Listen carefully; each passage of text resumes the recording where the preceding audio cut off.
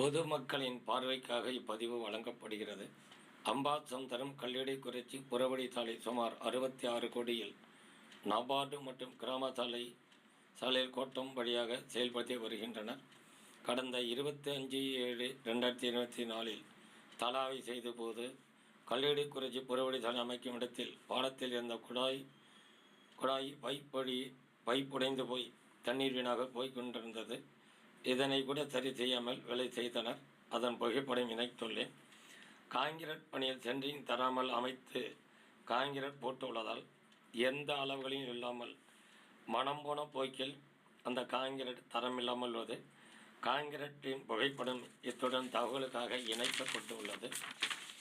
காங்கிரீட்டில் விதிமுறைகள் படி சிமெண்ட் கலக்காததால் காங்கிரீட்டில் ஒட்டு வேலை பார்த்து உள்ளனர். பல இடங்களில் ஜல்லிகளும் கம்பிகளும் அப்படியே வெளியில் தெரிகிறது.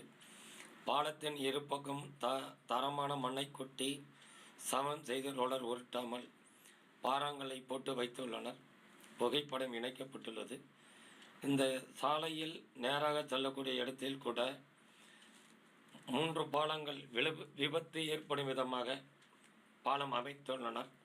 படம் 13 உள்ளது.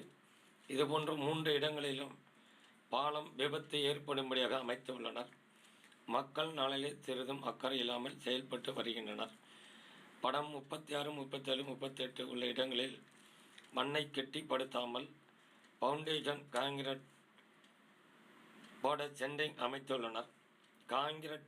காங்கிரீட்டும் தரமில்லாமல் போட்டு உள்ளனர்.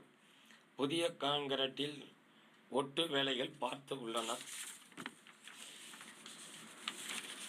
பவுண்டேஷன் அமைக்கும் போது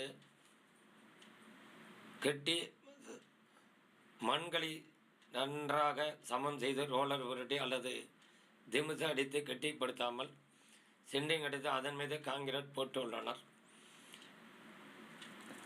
எவ்வளவு காலமானாலும் இந்த பகுதி உடைந்து போகக்கூடிய நிலையில் உள்ளது. இதன் புகைப்படமும் மனுவும் தகவலுக்காக இணைத்துள்ளேன். இவைகளை டிஸ்கிரிப்ஷனில் கிளிக் செய்து பார்த்து கொள்ளலாம். என்றும் மக்கள் நலனில்